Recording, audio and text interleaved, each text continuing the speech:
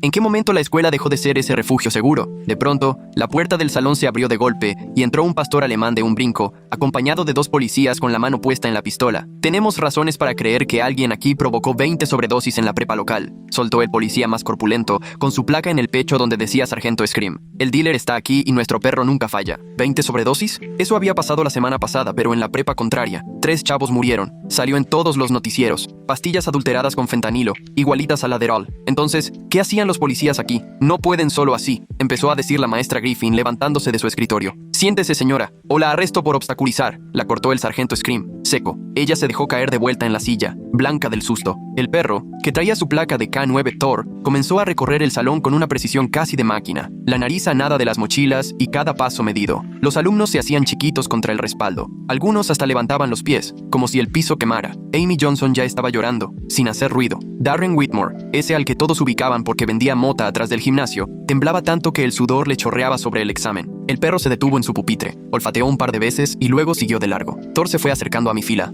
Judy, ni caso. Harland, tampoco. Luego llegué yo. Se paró frente a mi banca, la rodeó, se sentó bien derechito y me clavó esos ojos cafés profundos. Ahí está la señal, avisó el entrenador mano al radio. Es él, marcaje positivo. ¿Qué? Me levanté y la calculadora se me fue al suelo con un estruendo. Todos se me quedaron viendo. Eso es un error. ¡Manos atrás!, ordenó Scream, alcanzándome rápido. ¡Ni tomo!, protesté, sintiendo el frío de las esposas apretarse en mis muñecas. Nunca le he entrado a nada. Hazme un antidoping si quieres. Hago pipí en un vaso ahorita mismo. Eso lo vemos en la comandancia. Saltó el poli más chavo. El grandulón agarró mi mochila y la vació sin cuidado sobre el escritorio de la maestra Griffin. Libros, calculadora, barras de proteína, mis guías del SAT, todo al suelo. Mi laptop cayó de canto. La pantalla se quebró toda y ya no prendió. 4 años ahorrando para tenerla. No hay nada, murmuró Scream decepcionado, mientras revolvía otra vez mis cosas y checaba cada bolsa. Revisa su casillero, sugirió el otro oficial. Siempre esconden algo ahí. Me llevaron por los pasillos como si ya estuviera sentenciado. En los salones, las caras pegadas a los vidrios viéndolo todo. Encontré a mi ex, Lauren, viéndome horrorizada. Y también a mis amigos del equipo de básquet, con cara de no entender nada. Me temblaban tanto las manos que ni la combinación de mi locker podía sacar. 17-35-9. Desde primero, siempre esa. Y ahora ni los dedos me respondían. Scream perdió la paciencia y casi me empuja, obligándome a decirle los números. Saquearon el casillero como si buscaran oro. Exámenes viejos volando, mis shorts de la buena suerte del torneo estatal, un sándwich podrido que casi le saca el estómago al más joven, y nada más. ¿Dónde está?,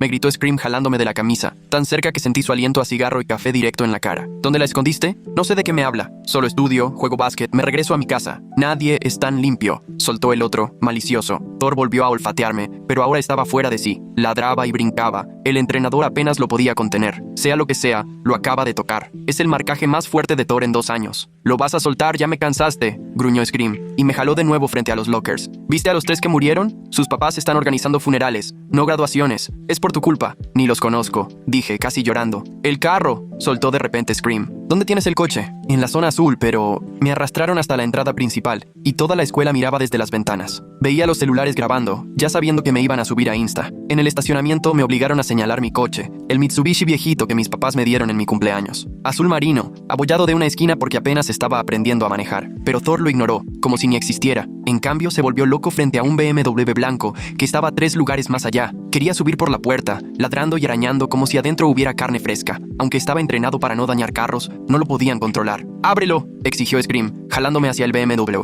«No puedo. No te hagas, ábrelo. En serio, no puedo. Mira, vas a enfrentar 20 cargos de homicidio involuntario. Hasta cadena perpetua o pena de muerte hay por muertes con fentanilo. Ábrelo». De lo nervioso que estaba, apenas podía sacar mis llaves. Le piqué al control y solo mi Mitsubishi pitó y prendió luces. El BMW seguía igual. «¿Te equivocaste de botón?». Scream agarró mis llaves y le picó a todo. Seguro, abrir, alarma, cajuela. Mi Mitsubishi no dejaba de sonar, pero el BMW ni se inmutó. «¿Por qué no sirve tu llave?», gritó, ya rojo, con las venas saltadas en la frente. Thor casi arrancaba la puerta del BMW. Sea lo que fuera que había ahí, era más grave que unas pastillas. Lo peor es que ese coche era de mi novia. Fácil podría haberlo dicho ahí mismo y salvarme, pero no quería delatarla. Hasta que Scream se hartó. «Ya me tienes hasta aquí», y volvió a sacar las esposas. Ahora sí las apretó más fuerte, dejándome marcado, y me empujó hasta el coche patrulla sin importarle si tropezaba con la banqueta. Thor seguía desquiciado con el BMW. El entrenador a duras penas pudo alejarlo, el perro patinando y rascando el pavimento con las 4 patas, mientras intentaba regresar al coche blanco. Scream abrió la puerta trasera, y me bajó la cabeza casi a empujones para meterme en la parte trasera, la clásica jaula. Olía a comida chatarra vieja y algo agrio que ni quise saber qué era. Solo podía pensar en la laptop rota, mi lana de cumpleaños y de todos los veranos vuelta a polvo, puro vidrio y pedazos muertos en el escritorio de la maestra Griffin. El poli joven se subió adelante y, muy serio, avisó por radio el traslado del distribuidor, diciendo que el perro había dado la señal más fuerte en 2 años, que ya me llevaban para procesarme e interrogarme. Quise decirles que el BMW no era mío, pero Scream solo subió el volumen del radio, tapando mi voz con las noticias. Las esposas me cortaban la circulación y sentía el metal clavándose cada que el coche pasaba un bache. Pasamos por la pizzería donde chambeo los fines, luego el gimnasio donde juego básquet y después la biblioteca donde estudié para el examen de admisión. Todo parecía seguir igual que siempre, pero al mismo tiempo todo estaba mal, como si a los demás no les pasara nada mientras mi mundo se venía abajo. Scream manejaba rapidísimo, tomaba las curvas tan brusco que me iba pegando contra la puerta. El poli joven no me quitaba la vista de encima, como si de verdad fuera un criminal de peligro, cuando en realidad solo era un chavo común que ni había hecho nada. Sentí clarito que ya me habían juzgado antes de abrir la boca, que daba igual lo que dijera, porque nomás por el hecho de que Thor se sentó junto a mi escritorio, para ellos eso era suficiente. La comandancia de policía era tal cual como sale en la tele, paredes súper blancas, luces que te encandilan, agentes en uniforme moviéndose para todos lados con carpetas. Me sacaron del carro por una entrada lateral y pasamos frente a puertas cerradas y pizarras llenas de fotos de personas buscadas. Al llegar adentro, la recepcionista ni nos hizo caso, como si ver llegar jóvenes esposados fuera lo más normal del mundo. Me metieron a un cuarto con una cámara en la esquina y me pusieron contra la pared esa con las medidas de estatura. Flash,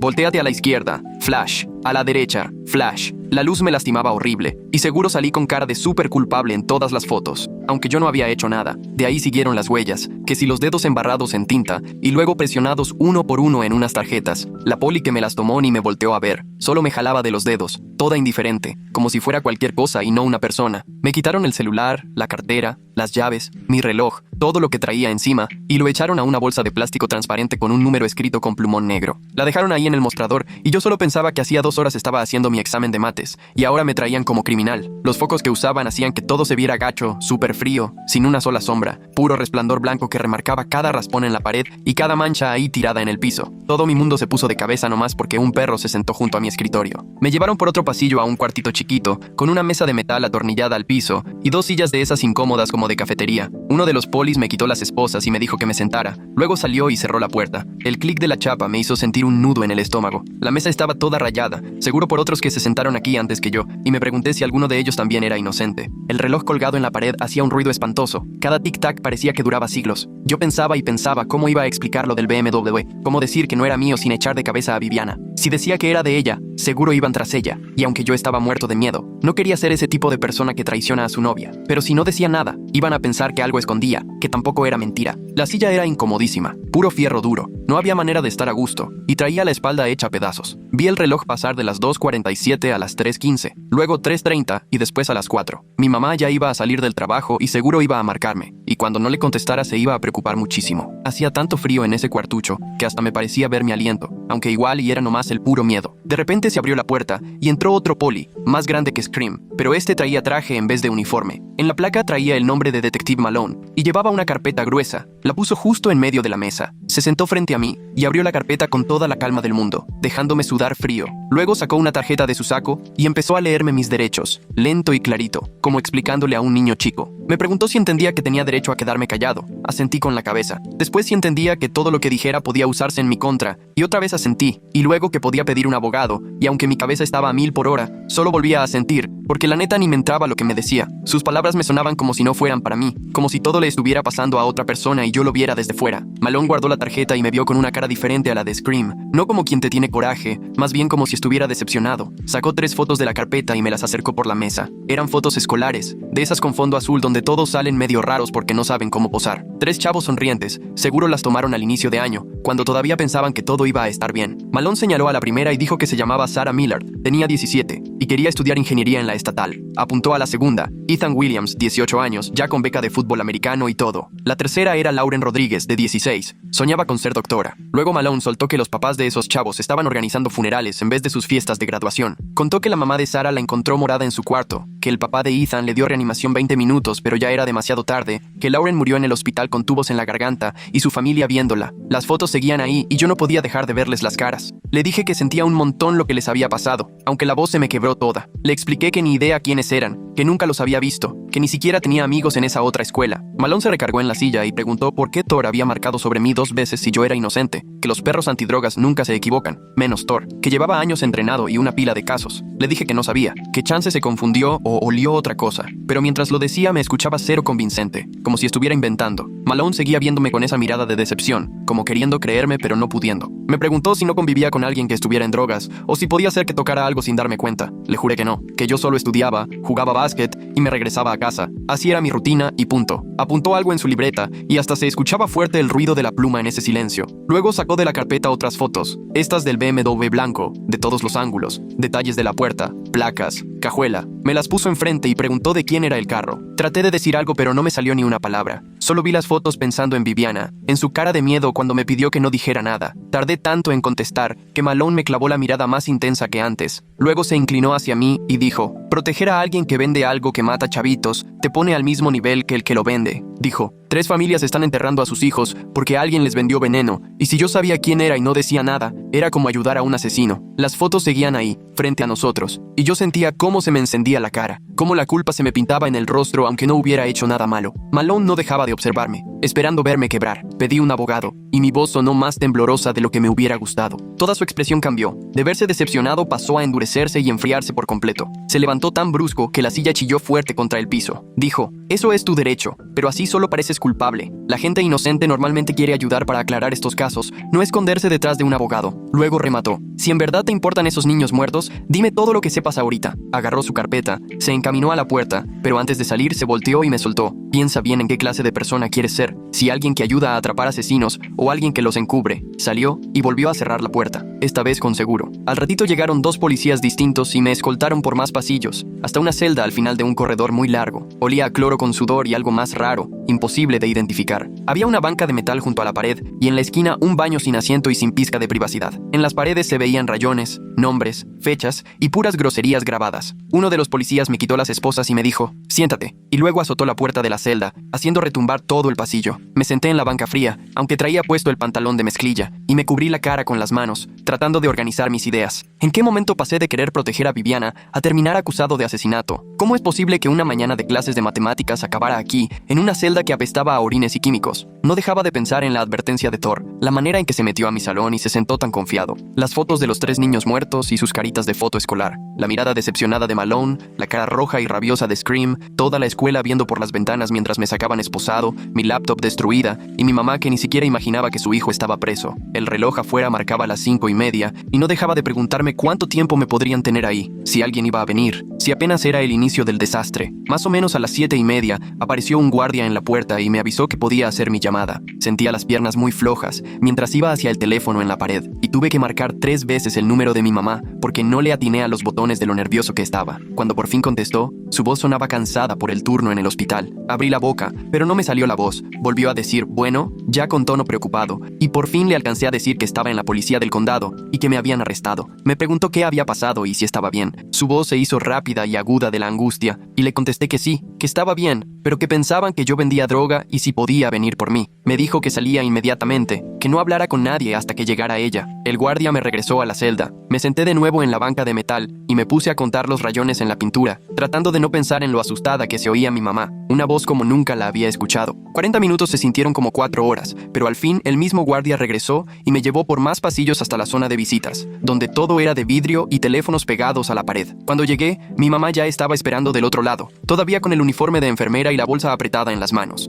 Levanté el teléfono y enseguida empezó a hablar, diciendo que qué alivio saber que estaba bien, preguntando si me habían lastimado. Le dije que no, que nomás me habían dejado en una celda, y ella cerró los ojos un segundo, como si estuviera rezando o conteniendo el llanto. Luego cambió el semblante, más seria, y me dijo: no digas nada más, absolutamente nada, hasta que venga el abogado. Asentí y me preguntó si entendía la gravedad de la situación. Le dije que sí, aunque la verdad no estaba tan seguro. Un sargento vino y tocó el vidrio, avisando que mi mamá tenía que ir a hablar con él a la recepción. La vi a través del cristal platicar con él, y noté cómo primero se preocupó, luego se confundió, y al final se puso pálida. Regresó, levantó el teléfono y me explicó: te están deteniendo en lo que te ponen cargos, pero todavía no te acusan formalmente porque siguen investigando. Le pregunté qué significaba eso y me dijo que, por ahora, tenía que quedarme ahí salvo que decidieran soltarme. Le pregunté Preguntó algo al sargento que no alcancé a entender. Luego regresó conmigo todavía con cara de enferma. Me dijo, si sí te acusan, la fianza va a salir como en $50,000. Y eso, pues, ni soñando lo tenemos. Sentí que se me caía el estómago. Para nosotros era igual que dijeran 1,000,000. Al sargento lo dejaron quedarse a hacer llamadas en la sala contigua. A mí me regresaron a la celda a esperar. Desde ahí se alcanzaba a oír la voz de mi mamá por el pasillo. No distinguía palabras, pero el tono cambiaba según a quién le hablara. De pronto se exaltó y dejó muy claro, mi hijo es buen niño, puros dieces, con becas por el básquet, nunca ha tenido problemas. Escucharla defenderme me hizo un nudo en la garganta. Recargué la cabeza en la pared fría y me puse a contar los cuadritos del techo una y otra vez. Como a las 6 regresó el guardia para decirme que me liberaban, pero bajo custodia de mi mamá. Explicó que eso era mientras investigaban, que debía estar disponible y no podía salir del condado. Mi mamá tuvo que firmar un montón de papeles prometiendo que iba a presentarme si la volvía a buscar la policía, y vi cómo le temblaban las manos al firmar. Me regresaron mi celular y mi cartera de la bolsa de plástico, y mi mamá enseguida me abrazó por los hombros al salir al estacionamiento. Casi no hablamos en el camino de regreso, más que lo básico y las preguntas de rutina de lo que había pasado. Le conté lo del operativo en el salón, cómo Thor rodeó mi mesa y se sentó, cómo me esposaron delante de todos, que vaciaron mi mochila y rompieron mi laptop, revisaron mi locker, el pasillo por donde fui esposado frente a toda la escuela y el BMW blanco que volvió loco a Thor en el estacionamiento. Me preguntó de quién era ese carro y le contesté que no sabía, que técnicamente era cierto porque al menos no lo dije en voz alta. Me lanzó una mirada como de saber que no le decía todo, pero ya no preguntó más. Al llegar a la casa, me sentó en la mesa de la cocina mientras calentaba pollo y arroz en el microondas. Yo solo me quedé viendo el plato enfrente, sin nada de hambre. Se sentó frente a mí y soltó, mañana mismo buscamos un abogado, y hasta entonces no quiero que hables con nadie. No quería que le hablara absolutamente a nadie, ni a mis amigos, ni a Viviana, ni a ningún conocido de la escuela, que de verdad no soltara ni media palabra. Solo asentí y me quedé picándole al arroz del plato con el tenedor. Me preguntó si había entendido, y le dije que sí. Se inclinó sobre la mesa, me apretó la mano y luego me mandó a dormir un rato. Me fui directo a mi cuarto, me dejé caer en la cama sin quitarme la ropa, y solo me quedé viendo el celular. No paraba de vibrar de tantos mensajes y notificaciones, puras cosas de la escuela, gente escribiéndome o publicando algo sobre lo que había pasado. Abrí Instagram y de inmediato vi como 10 videos diferentes, donde salía yo, esposado, cuando me sacaron por los pasillos y Scream no me soltaba del brazo. Los comentarios estaban fuertísimos. Muchos preguntaban que qué había hecho o si estaba bien, pero la otra mitad ya me estaba tachando de culpable. Alguien hasta subió una encuesta para ver si de verdad era narco y el 60% votó que sí. En otro post pusieron una captura donde un conocido decía que siempre supo que yo era sospechoso, lo cual era una tontería porque ni platicábamos. Vi a varios del equipo de básquet comentando en distintas publicaciones, unos intentaron defenderme y otros mejor ni decían nada. Volteé el celular y lo dejé boca abajo en el buró, pero el zumbido de las notificaciones seguía sonando cada rato. No pude dormir, me quedé tirado en la cama, dándole vueltas a todo, recordando desde que Thor se sentó en mi escritorio, la cara de Scream roja de coraje y el crujido horrible de la pantalla de mi laptop cuando la rompieron. Al día siguiente, mi mamá habló al trabajo para reportarse enferma, algo que casi nunca hace. Desde la cocina la oía marcando a todos lados, bien estresada, preguntando por abogados. Repetía una y otra vez que no teníamos dinero para uno particular, así que pedía información sobre los de oficio y cómo se podía hacer eso. Se la pasó buen rato en espera con varias oficinas, contando y recontando lo que había pasado. Como a las 10 fue a mi cuarto y me dijo que ya nos asignaron a una defensora pública, Meredith Bowden, que podía vernos ese mismo día en su oficina del centro. Nos fuimos al centro bien callados, mi mamá apretando el volante. La oficina de Bowden estaba en un edificio viejo, con una sala de espera mini y unas revistas todas rotas sobre la mesa. Cuando salió a recibirnos, resultó que estaba mucho más joven de lo que me imaginaba, como de unos 30 y tantos, pelo oscuro amarrado y unos ojos súper cansados como de quien ya ha visto de todo. Saludó primero a mi mamá y luego a mí, con un apretón de manos rápido y seguro, y nos pidió que pasáramos a su oficina. Su despacho era chiquito, lleno de cajas de archivos arrumbadas contra la pared y el escritorio hecho un desastre de papeles. La silla donde me indicó que me sentara ya tenía el vinil todo roto y se le salía la esponja amarilla. Mi mamá se acomodó en la otra silla igual de traqueteada, junto a mí, y Bowden se sentó detrás del escritorio, sacó un bloc amarillo y empezó a hacer clic con la pluma. Me pidió que le contara todo desde el principio, así que le solté toda la historia. Cómo estaba dando la clase cuando entraron Thor y los policías, el perro husmeando y sentándose en mi escritorio, las esposas, la laptop hecha trizas, el desastre que dejaron en mi casillero. También le expliqué lo del estacionamiento y cómo Thor se volvió loco con el BMW blanco, 3 espacios después del mío, mientras Scream me exigía que lo abriera aunque mis llaves ni siquiera eran de ese carro. Bowden no dejaba de escribir mientras yo hablaba, la pluma volando por el papel amarillo, y jamás me interrumpió, aunque yo me quedara callado tratando de acordarme de algo. Cuando acabé y le conté que me soltaron sin cargos pero que tengo que seguir disponible, soltó la pluma y me miró directo. Me dijo que desde ahora la regla número 1 era no decirle absolutamente nada a la policía si no estaba ella presente, ni una palabra, aunque se pusieran buena onda o dijeran que solo era para aclarar un par de cosas. Mi mamá asintió y me volvió a apretar la mano. Bowden explicó que el hecho de que el perro marcara mi escritorio les daba toda la justificación legal para arrestarme arrestarme y revisar mis cosas, que por eso todo lo que hicieron era legal, aunque se sintiera súper injusto. Dijo que con que Thor se sentara en mi escritorio ya les daba suficiente para justificar eso ante cualquier juez, pero aclaró que causa probable no era lo mismo que pruebas de que yo fuera culpable, y que mientras no encontraran droga ni en mí, ni en mi carro, ni en mi casillero, el caso contra mí era flojísimo. El gran problema sería que revisaran el BMW blanco y encontraran droga allí, y si de alguna manera lograran vincularme con ese coche, entonces sí podría estar metido en un broncón por distribución e incluso por las muertes allá en la otra prepa. Sentí que se me apretaba el pecho cuando lo dijo. Le pregunté qué pasaba si llegaban a encontrar algo en el BMW. Bowden se recargó en la silla y me dijo que todo dependía de quién era el dueño y qué pruebas pudieran juntar para ligar ese carro conmigo. Si resultaba ser de alguien que yo conocía y podían demostrar que yo tenía acceso o que me habían visto cerca, ahí sí estaría muy grave la cosa. Me miró con esos ojos tan filosos y preguntó si había algo que no le estaba contando sobre ese BMW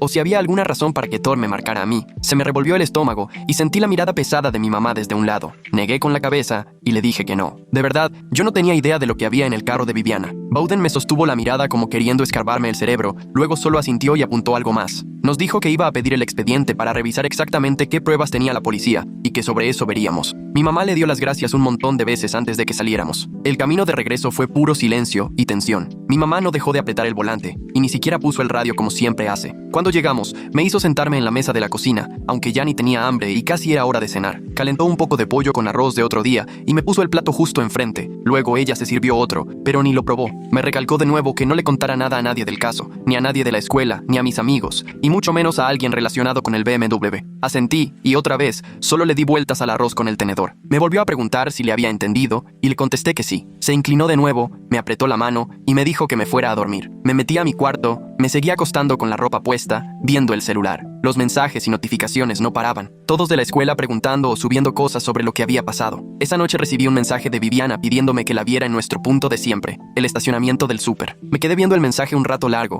consciente de que mi mamá acababa de decirme que no hablara con nadie, pero no podía quedarme sin saber qué estaba pasando, ni por qué Thor se había puesto así con su carro. Esperé hasta que mi mamá se quedó dormida en el sillón, la luz azul de la tele parpadeándole en la cara. Aproveché el momento, agarré las llaves y salí de la casa tan silencioso como pude. La tienda estaba a unos 10 minutos y a esa hora, entre semana, casi no había nadie. Me estacioné en la esquina de siempre y ahí estaba el BMW blanco de Viviana, estacionado bajo una lámpara descompuesta. Ella estaba recargada en la puerta del conductor y apenas bajé del coche, noté que tenía cara de miedo, una expresión que nunca le había visto. Los ojos rojos de tanto llorar y la mirada inquieta, checando el estacionamiento a cada rato, como si alguien la estuviera vigilando. En cuanto me vio, preguntó si le había dicho a la policía que el carro era suyo y le contesté que no, que ni les había mencionado su nombre. En cuanto lo oyó, se tranquilizó y hasta me abrazó bien fuerte, casi temblando. Me dijo que le daba mucha pena por haberme metido en esto, que seguramente alguien había agarrado su coche sin avisarle, que ni cuenta se dio. Yo le pregunté quién haría algo así, y ella, limpiándose las lágrimas, dijo que tal vez su hermano mayor o alguno de sus cuates, porque seguido se lo pedían prestado, pero que iba a averiguar bien y arreglar todo. Me acerqué al BMW y lo revisé con más cuidado. El panel de la puerta del lado del conductor se veía raro, como si lo hubieran forzado, y luego lo hubieran puesto de regreso, pero mal. El borde de plástico no embonaba bien, y hasta quedaba una ranura. Cuando se lo enseñé, ella lo revisó también y me dijo que no había notado nada, que igual y alguien lo había golpeado en otro estacionamiento, y ni en cuenta. Sonaba poco convincente y se veía muy nerviosa. Me agarró las manos y me rogó que no dijera nada a la policía sobre el BMW, porque si su familia salía embarrada sería un problemón, y además, eso tampoco me iba a ayudar en nada, porque yo no tenía la culpa de nada. Quise creerle eso de que alguien tomó el coche sin permiso, pero no dejaba de sentir que no me contaba toda la verdad. Nos quedamos ahí, bajo la oscuridad del estacionamiento, unos minutos más, mientras me hacía prometerle una y otra vez que no dijera nada, hasta que le dije que de verdad me tenía que ir a mi casa. Regresé manejando más confundido que nunca, la cabeza hecha un lío, preguntándome qué traía ese panel y por qué Viviana andaba tan alterada. Al día siguiente me levanté temprano, me fui a la escuela e intenté hacer como si todo estuviera normal. En cuanto llegué a la entrada principal y caminaba a mi primer clase, la secretaria de la dirección me alcanzó en el pasillo y me dijo: "La directora Butler quiere verte ahorita", y me acompañó hasta la oficina. Butler ya me estaba esperando con la puerta abierta y me hizo señas de que pasara y me sentara. Me explicó: "Por la investigación policial que está en curso y la gravedad de las acusaciones en tu contra, la escuela va a suspenderte de manera provisional hasta que esto se aclare". Me incliné hacia el frente y protesté: "Pero ni siquiera me han acusado formalmente de nada. Soy inocente". Butler solo cruzó las manos y me respondió: "Te entiendo, pero la escuela debe priorizar la seguridad de todos los estudiantes". Sacó una carta ya impresa, la empujó hacia mí y ahí me explicaban los motivos de la suspensión y que podía apelar ante el consejo escolar cuando terminara la investigación o cuando todo se resolviera.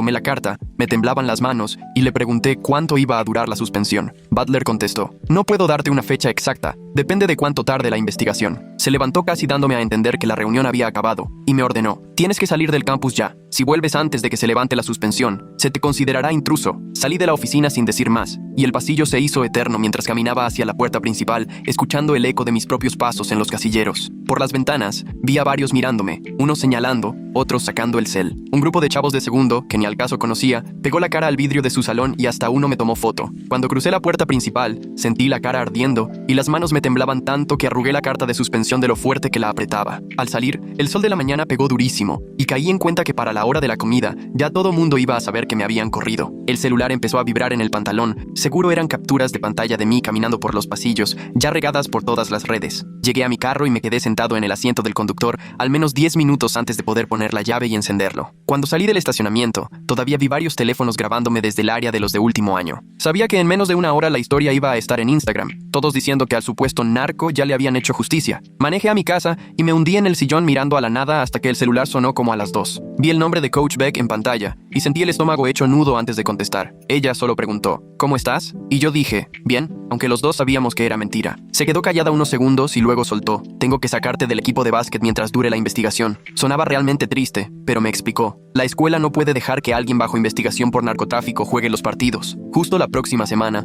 era nuestro partido de playoffs, al que iban a ir los cazatalentos de las universidades, y yo contaba con ese partido para demostrar lo que podía hacer. Le pregunté si esto era definitivo o solo temporal y me contestó: depende de cómo terminen las cosas con la policía. Nos quedamos en silencio hasta que por fin me atreví a preguntar lo que tanto miedo me daba: por mis becas. Coach Beck no dijo nada, solo escuché su respiración del otro lado. Al final me dijo: lo más probable es que los reclutadores universitarios no quieran meterse en problemas con tu situación ahorita, escogiendo muy bien sus palabras para no destruirme del todo. Me dijo: primero enfócate en limpiar tu nombre y luego ya te preocupas por el básquet. Aunque era clarísimo lo que no quería decirme, mi último año ya había terminado, y todo por lo que me partí la madre desde que entré a la prepa. Las becas por las que tanto entrené, seguramente ya se habían perdido. 4 años desvelándome, entrenando en las mañanas, prefiriendo la cancha a las fiestas, memorizando jugadas hasta medianoche. Todo se había esfumado en una mañana solo porque un perro se sentó junto a mi escritorio. Le agradecí la llamada y colgué antes de que escuchara que se me quebraba la voz. Mi mamá llegó temprano del trabajo, como a las 4, y me encontró sentado en la sala con todas las luces apagadas. No me preguntó por qué estaba así, simplemente se sentó junto a mí en el sillón y me puso la mano en el hombro. Me dijo: hablaron de Bowdoin, traen una novedad, y sentí como si el cuerpo se me tensara esperando otras malas noticias. La policía ya se estaba preparando para revisar el BMW blanco y querían interrogarme otra vez sobre mi relación con ese coche. Mi mamá me dijo que Bowdoin le recomendó que no hablara para nada con la policía si ella no estaba presente, y que ya había metido unos papeles pidiendo que les entregaran cualquier prueba que tuvieran en mi contra relacionada con ese carro. Luego me vio directo y me preguntó si sabía de quién era el BMW. Intenté contestar, pero no me salió ni una palabra. La pausa se hizo eterna y noté en la cara de mi mamá que también lo notó. Al fin respondí que no estaba seguro. Era cierto, técnicamente, porque no quería aceptar que sí sabía que era el coche de Viviana. Mi mamá me miró unos segundos más y al final asintió despacio, pero se notaba que no me creía. Se levantó, dijo que luego platicaríamos cuando terminara la cena y se fue a la cocina, dejándome solo con mis pensamientos. Esa noche no pegué un ojo. Cada vez que cerraba los ojos veía la mirada asustada de Viviana en el estacionamiento, pidiéndome casi con lágrimas en los ojos que no dijera nada a la policía sobre su coche. Como a la medianoche agarré mi teléfono y me puse a buscar información sobre alertas de perros. Salieron muchos artículos sobre perros antidrogas que se equivocaban y casos que se caían porque los perros señalaban a gente inocente. Un estudio decía que a veces los perros solo atinan en la mitad de los casos. Otro reportaje mencionaba que los entrenadores, sin querer, les daban señales a los perros para que ladraran a la persona a la que ellos ya sospechaban, aunque no hubiera nada. Leí sobre un caso en Illinois donde un perro marcó el coche de un tipo. Destrozaron el carro buscando droga y no hallaron nada. El tipo les demandó y ganó porque al final resultó que el entrenador había enseñado al perro a alertar por comando. Me quedé leyendo hasta las 3 de la mañana, guardando enlaces y tomando capturas de pantalla de lo que veía más importante. Quizá ahí estaba la respuesta. Tal vez Thor se había equivocado conmigo, o tal vez su entrenador forzó la alerta porque ya estaba convencido de que alguien del salón era culpable. Al día siguiente me lancé a la biblioteca en cuanto abrieron a las 9. Usé una de sus computadoras para imprimir todo lo que encontré sobre la confiabilidad de los perros y salieron un montón de hojas de la impresora. La bibliotecaria me volteó a ver raro cuando pagué 47 páginas, pero no dijo nada. Fui directo a la oficina de Bowdoin en el centro y llegué sin cita. La recepcionista empezó a decirme que tenía que agendar, pero justo en ese momento, Bowdoin salió de su oficina y me hizo una señal para que pasara. Le puse los artículos sobre su escritorio y le expliqué lo que había investigado sobre las falsas alarmas y el sesgo de los entrenadores. Empezó a leer en chinga, pasando las hojas rapidísimo. Después de revisar unos 5, me miró y me dijo que eso tal vez serviría para meter dudas razonables si el caso llegaba a juicio, pero luego dejó los papeles y me recordó que seguía sin explicarse por qué Thor me había marcado 2 veces, una en el salón y otra en el pasillo. El perro se puso como loco las 2 veces, más intenso que cualquier otra alerta que el entrenador haya visto en los últimos 2 años, por lo menos según lo que le dijeron a la poli. Ni yo ni Bowdoin sabíamos cómo explicar eso. 2 días después, decidí intentar regresar a la escuela para recoger las tareas con los maestros. Sabía que estaba suspendido, pero pensé que si llegaba a la hora de la comida, cuando la mayoría andaba en la cafetería, tal vez podía entrar rápido a ver a la señora Griffin. Me estacioné en el área de visitantes y fui caminando hacia la entrada principal, tratando de actuar normal. El guardia me vio desde lejos y se puso enfrente de la puerta antes de que llegara. Me dijo que los estudiantes suspendidos no podíamos estar en la escuela y que me tenía que ir ya mismo. Traté de explicarle que solo quería recoger mis tareas, pero me interrumpió y me advirtió que si no me iba, llamaba a la policía. Por su tono, se notaba que iba en serio. Me di la vuelta y regresé al coche, ardiendo de vergüenza otra vez. Desde el estacionamiento vi a varios estudiantes asomados en las ventanas viendo todo el show, seguro sacando más fotos para subirlas a redes. Me quedé un rato en el coche sin saber bien qué hacer, y fue ahí cuando vi a la señorita Griffin cruzando el estacionamiento hasta donde yo estaba. Llevaba mis libros y una carpeta bien gorda, y cuando llegó a mi ventana me las pasó. Me dijo que me había juntado todas las tareas de las próximas 2 semanas, y también me incluyó guías para los exámenes. Su voz era amable, pero se notaba que estaba nerviosa, volteando a cada rato hacia la escuela como si temiera que alguien la viera ayudándome. Me dijo que esperaba que pronto se resolviera todo, pero que tampoco podía ayudarme mucho sin meterse en problemas. Se lo agradecí y se regresó rápido al edificio, abrazándose los brazos como si tuviera frío,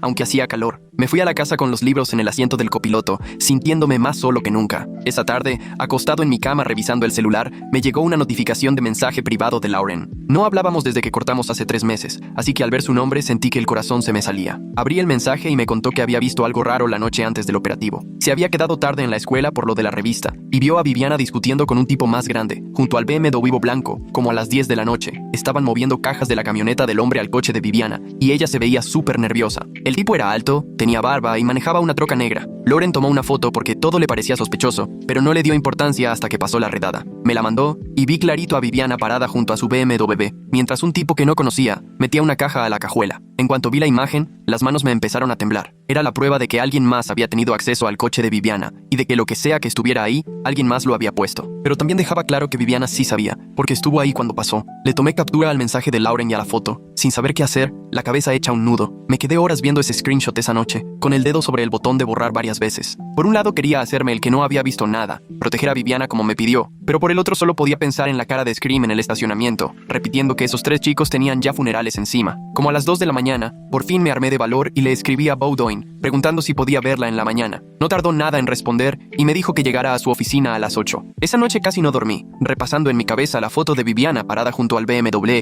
y el tipo con la caja. Al día siguiente fui a la oficina de Bowdoin, que estaba en el edificio del condado. Sentía el celular pesando como plomo en el bolsillo. Su oficina era chiquita, apenas con un escritorio lleno de carpetas y 2 sillas de metal de las feas, como de escuela. Me hizo una seña para sentarme y saqué el celular, con las manos todavía temblando cuando abrí la foto. Bowdoin se acercó a verla bien y me preguntó quién me la había mandado. Le conté que fue mi ex, Lauren, que se había quedado tarde por lo del anuario en la escuela. Bowdoin hizo zoom a la imagen, fijándose en las cajas, la camioneta, la cara del chavo. Me dijo que eso era una prueba muy importante de que alguien ajeno había entrado al carro donde Thor alertó y que quizá podía pedir los videos de las cámaras de seguridad del estacionamiento para ver si coincidía con lo que contó Lauren. Luego me vio bien directo y volvió a preguntar de quién era el BMW. Intenté contestar, pero no me salía la voz. Ella esperó, sin presionarme, solo mirando cómo batallaba y, ya de plano, confesé que era de mi novia Viviana, pero le juré que jamás lo había manejado, ni tenía llaves ni había metido nada ahí. Su cara cambió, apretó la quijada y se recargó para atrás en la silla. Me dijo que eso cambiaba todo, que ahora la fiscalía iba a decir que yo tuve acceso al coche y que seguramente ayudé a meter ahí las drogas. Le insistí que nunca toqué su carro y ni idea quién era el tipo de la foto, pero Bowdoin me interrumpió. Me dijo que tenía que decidir qué era más importante, proteger a Viviana o salvarme yo, que la policía iba a rastrear la placa del BMW, si no es que ya lo hizo, y que cuando lo hicieran, mi silencio solo iba a parecer que estaba escondiendo algo, aunque fuera inocente. Me advirtió que la obstrucción de la justicia era delito y que eso nada más me complicaba la vida. Sentí un hoyo en la panza ahí sentado, dándome cuenta de que la había regado feo por no soltar la verdad antes sobre el BMW. Bowdoin me dijo que iba a pedir ya los videos de seguridad y también enviaría mi declaración de que nunca toqué ese coche, pero que tenía toda la pinta de que ya estaba bien metido en broncas nada más por haberme tardado tanto en contar. Me fui a casa todavía peor, sabiendo que nada más complicaba las cosas por querer proteger a Viviana. Esa noche estaba haciendo tarea en la mesa de la cocina, cuando me entró una llamada de un número raro. Contesté Contesté y escuché la voz de Malone, lo que me dio escalofríos porque Bowdoin me había dicho 1000 veces que la policía no debía contactarme directo. Me dijo que ya habían rastreado la placa del BMW y dado con la familia de Viviana, y quería saber por qué no mencioné antes que el coche de mi novia fue el que olfateó Thor. Se me atoró la voz, pero alcancé a decir que quería que mi abogada estuviera antes de seguir hablando, y le colgué. Me temblaban tanto las manos que casi tiro el teléfono. Volvió a sonar en ese instante. Era el mismo número de Malone. Yo, sin pensar, contesté, y me dijo: 3 muchachos están muertos. Sus papás los van a enterrar esta semana, y tú protegiendo al que les vendió las pastillas que los mataron. Me soltó que eso me hacía cómplice, que era igual de culpable que el que vendió la droga. Le colgué otra vez y apagué el celular, con el corazón tan acelerado que lo sentía retumbando en los oídos. Al día siguiente, en cuanto Bowdoin abrió la oficina, le marqué y le platiqué que Malone me había llamado. Se quedó callada un buen rato antes de decir una palabra que nunca le había escuchado. Me dijo que iba a poner una queja formal porque Malone me contactó sin mi abogada y que iba a asegurarse de que el juez supiera de esa violación. Pero luego me soltó algo que me dejó helado. La policía ya tenía suficiente para pedir una orden de cateo sobre el BMW, y cuando la ejecutaran, todo iba a salir a la luz. Me advirtió que debía prepararme para lo que encontraran, y lo que eso iba a significar para mi caso. Todo el día anduve como ido, sin poder concentrarme en nada. Esa noche, aunque sabía que no debía, fui a casa de Viviana porque necesitaba hablarle, saber qué estaba pasando de verdad. Me estacioné unas casas antes, el estómago revuelto. Toqué la puerta y salió ella, con los ojos rojos e hinchados y la cara llena de lágrimas. Me jaló adentro rápido y me dijo: la policía vino hoy en la tarde con una orden y revisaron mi BMW. Encontraron un compartimento escondido en la puerta con pastillas y dinero, y se llevaron el coche como evidencia. Sentí que el piso se me iba. Viviana me agarró las manos y juró que no tenía idea de ese compartimiento, que seguro alguien lo puso sin avisarle. Me dijo que el amigo de su hermano, Ethan, le había pedido el carro varias veces el último mes y que seguramente él lo había usado para guardar la droga. Le pregunté si podía comprobar que fue Ethan y me dijo que no, llorando más. Me contó que la policía ya conocía a Ethan porque andaba vendiendo y que seguramente él iba a negarlo todo. Y entonces le solté lo que traía atorado desde el estacionamiento. ¿Por qué no me contó nada antes? ¿Por qué me dejó que me arrestaran? Que me dejaran en la celda, que me suspendieran, sabiendo ella que su coche estaba metido. En ese momento, Viviana se desmoronó y terminó sentándose en el suelo, recargada en la pared. Dijo que tenía miedo, que no quería perderme y que pensó que, si no decía nada, todo se arreglaría solo. Me suplicó que no le contara a la policía que yo ya sabía lo del coche, porque eso nos pondría a los dos como culpables, como si hubiéramos sido cómplices. Me quedé viéndola llorar en el piso, y en ese momento entendí que le preocupaba más su propio lío que lo que me estaba pasando a mí, lo de mi computadora, la beca, la temporada de básquet arruinada. Ella solo repetía que me amaba y que confiara en ella, pero yo solo podía pensar en la voz de Malone diciendo que había 3 chicos muertos y que yo estaba encubriendo a la culpable. Salí sin decirle nada, crucé la puerta y me subí al coche. Me temblaban las manos en todo el camino de regreso. Cuando llegué a la casa, mi mamá estaba dormida en el sillón con la tele encendida y yo me fui directo a mi cuarto. Agarré el celular y le mandé un mensaje a Viviana. Ya no puedo mentir por ti. Podrían meterme a la cárcel por algo que no hice. Me marcó enseguida, pero dejé que se fuera al buzón. Luego me respondió por mensaje: si en verdad me amas, confía en mí y apóyame. Me quedé un rato viendo el mensaje. Ni siquiera se preguntaba si yo estaba bien o me preguntaba qué iba a pasar conmigo. Solo le preocupaba su propio problema y qué iba yo a decir a la policía. Apagué el celular y traté de dormir, pero no podía dejar de pensar en los 3 chavos muertos y sus papás organizando el funeral. Bowdoin me llamó a las 7:30 de la mañana y me despertó. Se notaba que estaba preocupada y me dijo: necesitamos reunirnos de emergencia en mi oficina lo antes posible. La policía ya revisó el BMW y encontraron pruebas importantes. Me cambié rapidísimo y mi mamá me llevó al centro. Las dos íbamos calladas en el coche. La oficina de Bowdoin era chiquita y estaba llena de carpetas amontonadas por todos lados. Nos hizo sentar y abrió una carpeta con fotos policíacas del interior del BMW. Habían encontrado un compartimento secreto en la puerta del conductor, hecho con todo y un mecanismo especial. Dentro había pastillas que parecían Adderall, pero salieron positivas en fentanilo, además de casi $3,000 en efectivo envueltos con ligas. Me pidió que le contara todo respecto a mi relación con Viviana y el carro, que no me guardara nada. Así que por fin le expliqué cómo estuvo todo. El BMW era de Viviana. Yo había notado que la puerta se veía rara y Lauren vio cuando alguien metía cajas al carro. Bowdoin me escuchó sin interrumpir, solo hacía anotaciones en su libreta amarilla. Me dijo que había que adelantarnos, no solo reaccionar, y que era mejor hacer una declaración formal donde se aclarara que yo nunca manejé el BMW, nunca tuve las llaves ni conocía ningún compartimento. No era garantía de que no fueran a intentar involucrarme, pero quedarme callada mientras armaban un caso en mi contra era peor. Sacó una grabadora y dijo que íbamos a dejar todo asentado de una vez, hacer una línea de tiempo de mi relación con Viviana y cada vez que tuve contacto con el carro. Le pregunté si esto era traicionar a Viviana y Bowdoin se quedó seria y me dijo: lo único que harás es decir la verdad. Si Viviana es inocente, no tiene nada de qué preocuparse. Pero proteger a alguien que pudo estar metido en la venta de drogas que mataron a 3 chavos no es lealtad, es una tontería. Nos pasamos las siguientes 2 horas redactando la declaración. Bowdoin me hacía preguntas y grababa mis respuestas, pausando seguido para que aclarara o agregara detalles. ¿Cuándo empecé a andar con Viviana? En octubre, hace unos 5 meses. ¿Alguna vez manejé su BMW? No, jamás. ¿Me lo prestó? No, ella siempre manejaba. ¿Tenía yo sus llaves? Solo las de mi carro. ¿Cuándo noté lo raro de la puerta? La noche que fui a su casa después de salir. ¿Le pregunté? Sí, pero dijo que nunca lo había notado. ¿Vi a alguien más con el BMW? Solo la vez que dijo Lauren, pero no lo vi directo. Bowdoin dejó grabado todo, hasta la petición de los videos del estacionamiento y la investigación sobre los perros entrenados. Todo lo que revisamos. Dijo que mandaría todo a la fiscalía ese mismo día, junto con la solicitud para investigar a otros posibles involucrados con el BMW. En la tarde, Bowdoin me habló. Me dijo que ya tenían los videos del estacionamiento de la escuela y me mandó capturas al celular. Los abrí con el corazón a 1000 por hora. En los videos del día de la redada se veía mi Mitsubishi azul marino en su lugar de siempre, en la sección azul, y 3 lugares después estaba el BMW blanco de Viviana. La hora marcaba 7:42 am. Estacioné y me fui directo a la escuela. El BMW ya estaba ahí cuando yo llegué. En otros clips se ve cómo salgo a las 3:15 pm después de básquet y me voy manejando. Nunca me acerqué al BMW, ni siquiera pasé junto. Bowdoin me dijo que eso era bueno, que confirmaba que no tuve contacto con el coche que el perro Thor marcó. Pero lo más fuerte estaba en los videos de 2 semanas antes, justo la noche que Lauren notó algo raro. Eran las 10:17 pm y se veía a un tipo, como de unos veintitantos, echando de reversa una pickup junto al BMW. Abrió la caja y empezó a pasar cajas de cartón al BMW. Viviana estaba cerca, incómoda, con los brazos cruzados, volteando a todos lados. Ella no ayudó, pero claramente presenció todo. El hombre hizo 4 viajes y luego se fue en la pickup. Viviana se subió al BMW y se fue 2 minutos después. Bowdoin dijo que esto mostraba que había alguien más usando el carro para guardar drogas y que Viviana sabía, aunque no fuera quien las vendía. La pregunta era quién era ese cuate y si Viviana lo iba a identificar. Al día siguiente, la policía se llevó a Viviana a declarar. Bowdoin tenía contactos y esa noche me llamó para contarme. Viviana admitió que el BMW era suyo, pero dijo que el amigo de su hermano mayor lo había usado varias veces en los últimos 2 meses. Dio el nombre sin problema, uno llamado Ethan, que ya era conocido por la policía por broncas de drogas, aunque nada grave. Viviana explicó que Ethan le pidió el carro porque la pickup estaba en el taller y se lo prestó porque su hermano respondía por él. Juró que no sabía nada del uso del coche para mover droga, ni del compartimento. Los policías no le creyeron mucho, pero como no tenían pruebas para acusarla, la dejaron ir, aunque le advirtieron que no saliera de la ciudad mientras seguía la investigación. 2 días después, Malone llamó a la oficina de Bowdoin y me citaron para otra entrevista. El tono de Malone por teléfono ya era otro. Sonaba menos como si me estuviera acusando y más como si quisiera averiguar algo. Bowdoin y yo nos encontramos con él en la estación, en una sala diferente a la de la primera vez, ahora con ventanas. Nada que ver con el cuartito encerrado donde me habían puesto antes. Sobre la mesa tenía fotos y su laptop mostraba lo que parecían videos de cámaras de seguridad. Me preguntó muy detalladamente sobre todo lo que recordaba de mis encuentros con el BMW de Viviana. ¿Alguna vez había sido pasajera en ese carro? Le dije que sí, como una docena de veces, generalmente cuando íbamos al cine o a comer. ¿Había tocado los paneles de las puertas o notado algo raro? No, hasta la noche en que salí libre, no supe de nada extraño. ¿Conocía a un tal Ethan? Ni idea. Jamás había escuchado ese nombre. Entonces me enseñó una foto de redes sociales, un chavo pelón con tatuajes en el cuello, y luego, en cuanto lo vi, supe quién era. Lo había visto platicando con Viviana una vez en un estacionamiento, afuera de una tienda,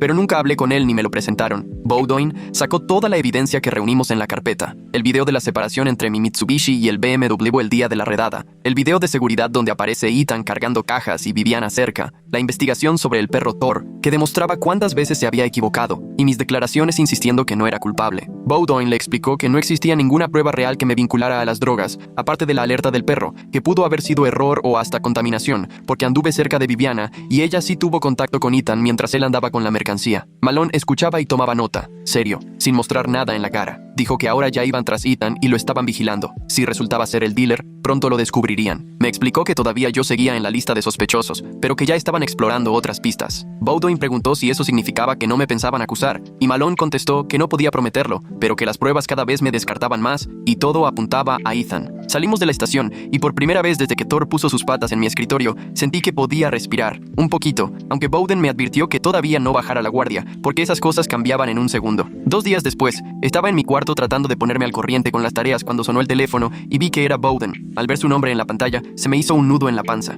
Me dijo que Malone quería que fuera a su oficina en 1 hora para hablar conmigo. Fui con mi mamá y casi no dijimos nada en el coche. Bowdoin ya estaba preparada, con su laptop y un montón de apuntes en el escritorio. Nos explicó que Malone había hablado con noticias importantes de la investigación. La policía había arrestado a Ethan después de seguirlo 3 días drogas y pescarlo en un trato en un estacionamiento del centro. Durante el interrogatorio, él confesó que usó el BMW de Viviana para ir a la tienda y para mover drogas sin que ella supiera todos los detalles. Admitió que sí, Viviana sabía que andaba vendiendo, pero que no tenía idea del compartimento secreto que él mismo le había instalado al carro. Eso quería decir que Viviana sí se podía meter en problemas por prestarle el carro, pero sus problemas serían menores comparados con lo que le caería por andar vendiendo. Bowden me dijo que eso me ayudaba mucho porque demostraba que otra persona tenía acceso directo al BMW y lo estaba usando para esconder cosas. Sentí un alivio brutal, pero traté de no celebrar ya que Viviana seguía metida en líos. Mi mamá me estrujó la mano por debajo de la mesa, tan fuerte que casi me la entumece. Al día siguiente, Bowden me volvió a marcar y ahora su voz se escuchaba mucho más relajada. Me avisó que el Ministerio Público ya revisó toda la evidencia y decidieron no presentar cargos contra mí. No había pruebas suficientes que me ligaran con Ethan ni con las drogas, y el video del estacionamiento junto con la confesión de Ethan dejaban claro que yo no tenía nada que ver. Por fin pude respirar a gusto, después de 3 semanas de traer el corazón encogido. Mi mamá se soltó llorando de felicidad y me abrazó tan fuerte que hasta pensé que me iba a desbaratar. Bowden aclaró que eso no significaba que ya todo estaba resuelto, pero que por lo menos el riesgo de ir presa se había ido. Le di las gracias como 1.000.000 de veces antes de colgar. Esa noche mi mamá hizo mi cena favorita, aunque apenas nos alcanzó para los ingredientes, y por unas horas todo se sintió casi como antes. Pero al día siguiente, Malone me llamó directo, y ahora su tono era seco, solo para dejar claro algo. Quería que supiera que el hecho de que no me acusaran no significaba que ellos pensaran que yo fuera inocente. Simplemente no había pruebas suficientes para ganar un caso contra mí. Me avisó que si en el futuro encontraban algo más, si surgía evidencia que me ligara a Ethan o a las drogas, podían reabrir el caso y acusarme después. Me aconsejó mantenerme lejos de problemas y cortar todo contacto con Viviana y quienes tuvieran que ver con el asunto. Le dije que entendía y colgué, pero esa sensación de paz se evaporó. Cuando mi mamá me preguntó qué me había dicho, le conté, y vi en su cara cómo le regresaba la angustia. Me animó diciendo que lo que viniera lo enfrentaríamos juntas, pero que por lo pronto lo más importante era que recuperara la rutina. Pero la verdad, la vida normal ya no existía, ni sabía si algún día la iba a recuperar. 2 días después de la decisión de la fiscalía, la directora Butler me mandó llamar. Tenía una pila de papeles en su escritorio, con cara seria, pero ya no molesta. Me avisó que mi suspensión quedaba levantada por recomendación de la fiscalía, pero con condiciones. Yo debía firmar un contrato de conducta comprometiéndome a cumplir con todas las reglas, avisar si tenía cualquier contacto con la policía y mantener buenas calificaciones. También me advirtió que lo ocurrido quedaría anotado de por vida en mi expediente escolar, así que cualquier universidad lo podría ver si yo decidía estudiar después. Me dijo que podía regresar a clases el lunes siguiente, pero que tendría que ir cada semana con la consejera el resto del semestre. Firmé sin decir palabra, porque ya solo quería regresar a la escuela, en vez de quedarme en casa viendo cómo se me iba la vida. Butler me dio el horario de las sesiones y me dijo que esperaba que al menos me sirviera de aprendizaje. Asentí y salí sintiendo por fin que me devolvían mi lugar en el mundo, aunque todavía con ese lastre amarrado. Esa misma tarde, la coach Beck me mandó mensaje para que me presentara en el gimnasio, y cuando llegué me recibió en su oficina, al lado de los horarios pegados en la pared. Me anunció que desde ya volvía al equipo, y el corazón casi se me sale de la emoción. Después añadió que había perdido el puesto de capitán por toda la controversia y la atención que el caso le trajo al equipo. Otro de los seniors tomaría mi lugar el resto de la temporada. No discutí. La verdad solo sentía alivio de poder volver a jugar. Estar en la cancha era el único espacio donde mi cabeza se despejaba de todo lo que había pasado. Me preguntó si entendía, y dije que sí. Luego me avisó que el entrenamiento era mañana a las 3:30 y que llegara listo para darle con todo. Al salir de su oficina me topé con algunos compañeros en el pasillo. Vi en sus caras una decepción que me caló. Nadie me dijo nada feo, pero tampoco me dijeron nada, y la verdad, eso dolió más. La semana siguiente me enteré en la escuela que a Viviana la habían acusado de prestar su coche para mover droga. No era tan grave como lo de Ethan, pero igual era un lío serio. Su abogada logró que entrara a un programa donde tenía que tomar cursos sobre drogas, hacer servicio comunitario y hablar con una consejera especializada en esos casos. Si cumplía todo, existía la posibilidad de que le rebajaran o hasta le quitaran los cargos. Me dio entre lástima y enojo porque seguro ella ni sabía del compartimento oculto, pero al mismo tiempo me molestaba que me pidiera quedarme callado y protegerla justo cuando yo era el más preocupado de todos. Luego supe que mejor dejó la escuela y terminó el último año en línea, para evitar el chisme y las habladurías. 3 días después me mandó mensaje preguntando si podíamos hablar. El mensaje se quedó ahí, sin abrir, por horas. Me dijo que lamentaba todo, que solo quería explicarme bien qué pasó con Ethan y el BMW, que nunca fue su intención lastimarme, que entendía si la odiaba, pero quería contarme su lado de la historia. Escribí y borré una respuesta como 10 veces. Al final solo cerré la app y no dije nada. Pensé en todo lo que había pasado y me cayó el 20 de que, aunque tal vez no sabía del compartimento, sí sabía suficiente como para asustarse cuando llegaron los policías. Sabía que Ethan vendía, sabía que su carro estaba metido de alguna forma, y cuando Cuando de verdad se complicó todo, decidió cuidarse pidiéndome a mí que me quedara callado, en lugar de decir lo que sabía desde el principio. Tal vez, para ella tenía sentido, pero también demostraba que prefería dejarme llevar la bronca con tal de salvarse. Eso yo no lo podía perdonar. Mamá y yo tuvimos una última cita con Bowdoin en su oficina, para cerrar todo formalmente. Bowdoin nos mostró una carpeta con toda la documentación y las copias de la decisión del fiscal. Nos explicó que iba a poner una queja oficial por la forma en que Scream manejó mi arresto, sobre todo por lo agresivo que fue conmigo tanto en el estacionamiento como en mi casillero. También estaba cuestionando la confiabilidad de Thor, el perro, porque alertó tan fuerte conmigo cuando yo ni al caso con las drogas. Decía que la policía estaba revisando sus protocolos con los K9 por la queja, aunque admitió que normalmente esas revisiones no cambiaban mucho las cosas. Me miró directo y me dijo: enfrentaste una situación imposible con muchísima integridad. Después agregó: a veces, hacer lo correcto significa perder a gente importante, y duele, pero también es parte de crecer y descubrir quién quieres ser. Y sí, me pegó porque era verdad. Perdí a Viviana, perdí el puesto de capitán, perdí mi récord limpio, perdí la confianza de mis compañeros, pero al menos no mentí por proteger a alguien que sí estaba dispuesta a dejarme caer por algo que no hice. Bowdoin nos estrechó la mano y dijo: si algún día necesitas algo, llámame. Mi mamá le agradeció como 50 veces. Salir de esa oficina se sintió como cerrar la puerta a las peores 3 semanas de mi vida, aunque sé que todo lo que pasó va a seguirme por mucho tiempo.